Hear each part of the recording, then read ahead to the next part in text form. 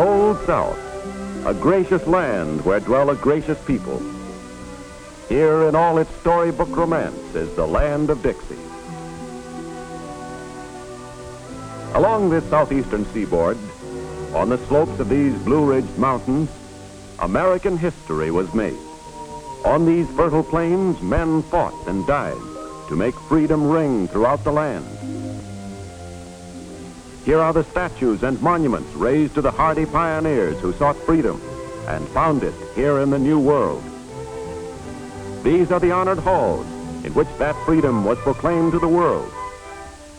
Against this background, names were made great, illuminating the pages of our great historical traditions. Princess Pocahontas, Captain John Smith, General George Washington, Thomas Jefferson, and others revered in hallowed memory. This is the South of romantic legend, whose beginnings were the beginnings of America itself, where almost 350 years ago, the first colonists came to live and build for the future that is our proud heritage today. Way down south in the land of cotton, in song and story, in the strong light of living reality, for years that stretch back through bygone generations, the world has looked to the Southland for a picture of life peculiar to that region, the calm, unhurried way of good living. The charm of southern cities, the peace and quiet of the southern countryside, of southern towns and villages, of heroes, of women of melting beauty. All these and more, from time out of mind, have been the heart and soul of the great American Southland. That was the Old South of yesteryear. But today, there is something else. A new spirit that gives pace and tempo to modern living. A new mode of existence, born of the spirit of progress, has arisen on the foundations of the South of song and story. The tempo of life is quickened. In step with the times is the keynote of the day. And so this story emerges. The story of a new South, whose roots are embedded deep in the honored traditions of the old, building always for the greater Southland, in industry, in agriculture, in science, in education, great universities dedicated to higher learning, fine institutions for the teaching of the arts and sciences of modern times. Speaking proudly of this great region, a Southern poet has said, "There is a power here that grips the mind. That power is deep in the rocks and in the mountains. That power is in the fruit of the good earth, giving life and sustenance to us and to those with whom we share our bounty. That power is in the spirit that fires our hopes and lights our way to even better todays and tomorrows."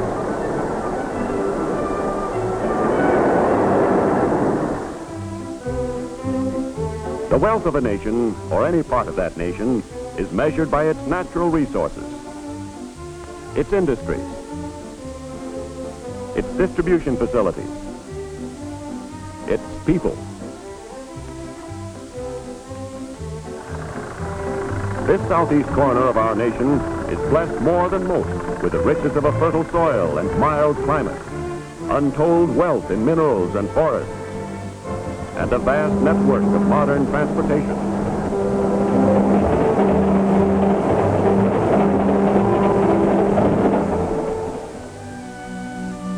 This fertile soil, warmed and nourished by the soft sunshine and generous rainfall, provides a steady, never-ending parade of varied crops. Florida oranges and grapefruit, pre-ripened, bursting with health-giving qualities of this soil and sun, shipped to the tables of the nation and the world. Luscious peaches and juicy watermelons sent to every corner of this land of ours. Vegetables in great abundance and amazing variety from the lush soil of the Southeast for the markets and tables of the nation. Tobacco from the time of Sir Walter Raleigh to this day, a product of prime importance to the economy of this region.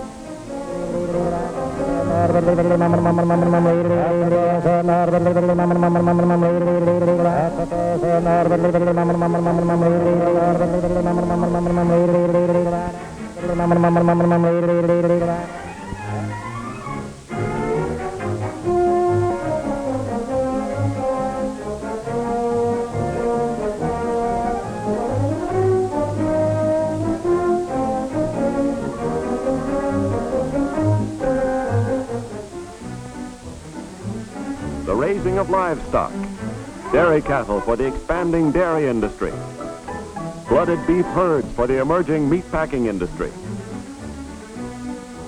hogs, poultry, assuming greater and greater prominence in the economy of this region, their value measured in millions of dollars. Cotton, once the foundation of Southern economy, today still the principal crop of the agricultural South. These are the words of Henry W. Grady, a great Southerner, in speaking of cotton. It is the heritage that God gave us when he arched our skies, established our mountains, girt us about with the ocean, tempered the sunshine, and measured the rain, ours and our children's forever. Fused with the widespread agricultural activities of the Southland is the rapid industrial growth of the region, not only in basic heavy industry, but also in other fields that have become a vital factor in the pattern of modern industrial development. Industry must have raw materials, either close at hand or within easy shipping distance. What has the Southeast to offer along these lines? Iron ore and coal from the same fields, an unbeatable combination for industrial utilization. Clays, cement, gravel, phosphate rock, granite, limestone, kaolin, marls, all of these are nature's heritage to the Southeast, a great part of which still remains to be revealed and unearthed to the uses of modern industry, building construction, and agriculture.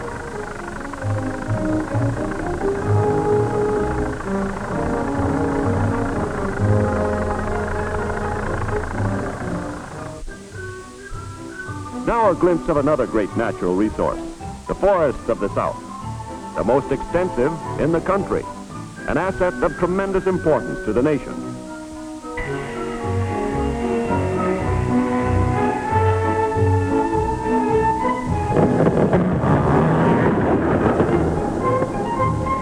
This vast timber supply today furnishes a large part of the nation's lumber and wood pulp needs, supports a great furniture industry, and is the basis of the rapidly expanding pulp and paper industry of the Southeast. The South has made remarkable strides in the development of its wood cellulose industry, and today this region plays a leading role in the production of paper, building boards, insulating materials, rayon, plastics, and other products derived from wood cellulose.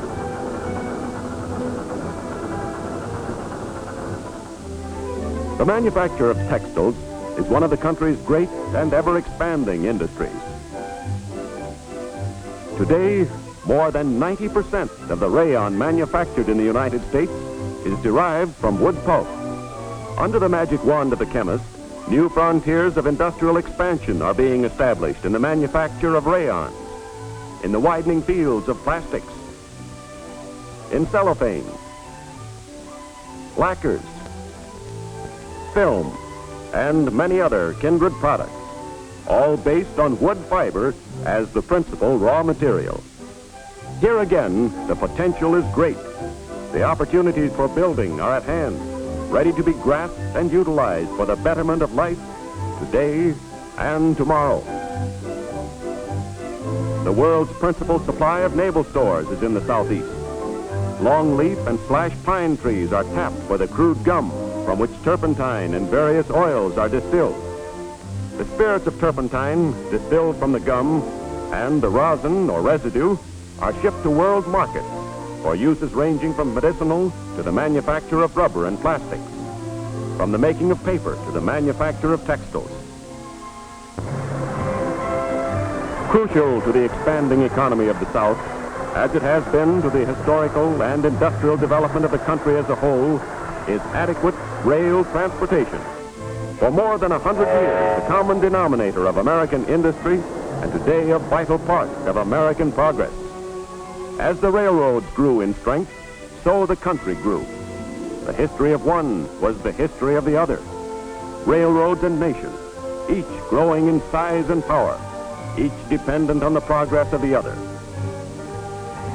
Through those formative years and into the modern era, the Seaboard Airline Railroad has kept pace with the march of progress, blazing new trails for the advance of agriculture, industry, and the arts of modern civilization, forming an important link in the great steel web within which American life and economy operate. Today, the Seaboard Airline Railroad forms one of the nation's leading railway systems, with main lines through Virginia, the Carolinas, Florida, Georgia, and Alabama, serving the capitals of each of these states, their seaports and inland resources, their principal cities and vacation resorts, operating as a powerful, smoothly functioning connecting link between the Southeast and the rest of the nation. A railroad's importance to the communities which it serves is almost immeasurable. Its passenger trains afford luxurious comfort, safety, and convenience to the traveler.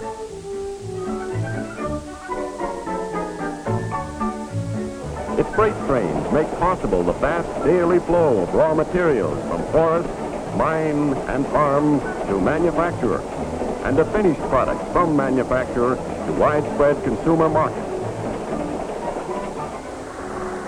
The shipping of freight by rail has always been the lifeblood of modern American industry.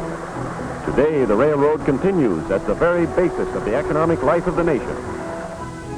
Representative of the new spirit that is building for the greater Southland of today and tomorrow, the Seaboard, in freight traffic, as well as in passenger service, is a notable example of the drive and know-how characteristic of the entire field of rail transportation throughout the length and breadth of our country.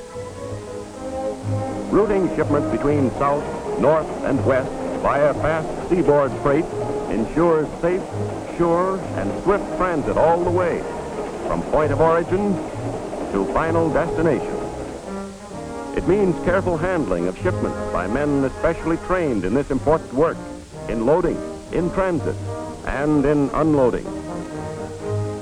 It means low freight costs and on-time shipping schedules, important in the modern scheme of business. An important part of Seaboard's organization is the agricultural department. This department works in close cooperation with southern farmers and planters toward the goal of increasing agricultural income from greater yields of old crops and the planting of new and diversified crops.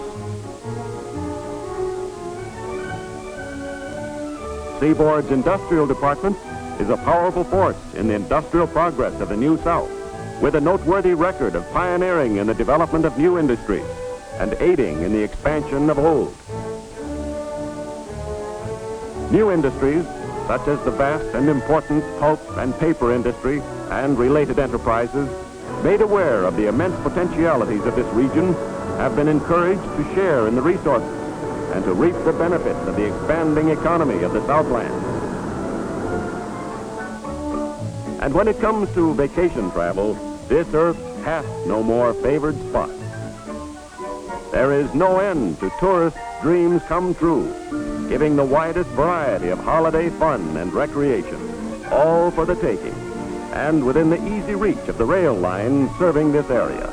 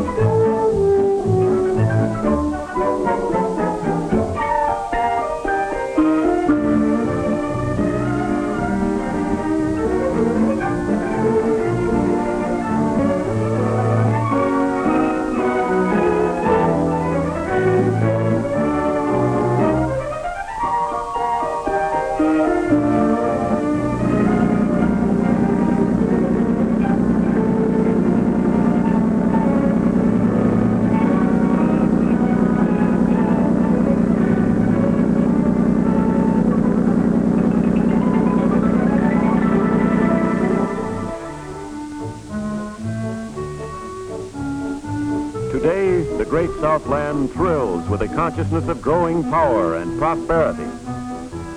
There is a spirit here that grips the mind, a force and a power that has brought new life and vigor to this region. Today, something has been added to the mellow tradition of the Old South. Today, the South is more than moonlight and magnolias. A new spirit of industry and progress symbolizes the Southland of today. But in the secret heart of the true Southerner, there will always live a sense of the land itself, of the things that grow in it, the seasons that sweep it, the rocks and rills and templed hills that give it grace and feature. This, then, is the heart of the Southland today. The factories, the white beaches, the farms and forests, the schools and plantations, the cities, the towns, the villages, the countryside. A region still of quiet charm and hearty hospitality. Today and into our many tomorrows, as in the yesteryears of generations gone by, a blessed corner of this land of ours.